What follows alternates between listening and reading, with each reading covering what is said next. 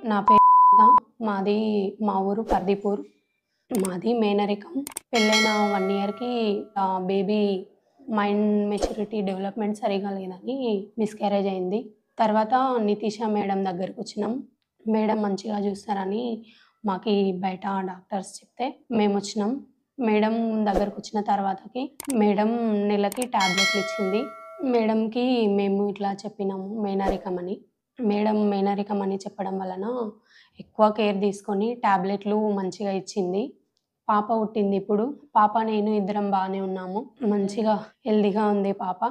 మేడంకి ధన్యవాదాలు. ఇప్పుడు మీరు చూస్తున్న కపుల్ ఫస్ట్ మేనరికం సమస్యతో వచ్చారు. అయితే వాళ్ళకి ఫస్ట్ టైము వాళ్ళు కన్నప్పుడు వాళ్ళ బేబీకి బ్రెయిన్ గ్రోత్ సరిగ్గా డెవలప్‌మెంట్ లేదు అని చెప్పారు. చెప్పిన తర్వాత వాళ్ళకు 7వ నెలలో అబార్షన్ చేశారు. అయితే 7 నెలలు పెరిగిన తర్వాత మాకు చాలా లేట్‌గా చెప్పారు మేడం. మేము అబార్షన్ చేయించుకున్నాము. మళ్ళీ మాకు మేనరికం వల్ల ఏమైనా సమస్యలొస్తాయా అని ఆ అమ్మాయి మా దగ్గరకొచ్చి అప్రోచ్ అయింది. అప్పుడు మేనరికం వల్ల వచ్చే సమస్యలేంటి? మేనరికం వల్ల ప్రతిసారి ఇలానే పుడతారా? అని క్వెషన్స్ వాళ్ళకు చాలా ఉన్నాయి. అలాంటి ప్రశ్నలన్నిటికి జవాబు ఇచ్చిన తర్వాత తనకొక నమ్మకం అనేది ఏర్పడింది. మేడం మాకెట్లాగైనా నార్మల్ చైల్డే కావాలి. నార్మల్ బేబీ మాకు కావాలి. మాకు పెళ్ళై ఆల్మోస్ట్ ఒక 6 ఏళ్ళు అవుతుంది ఇప్పటికి అని చెప్పారు.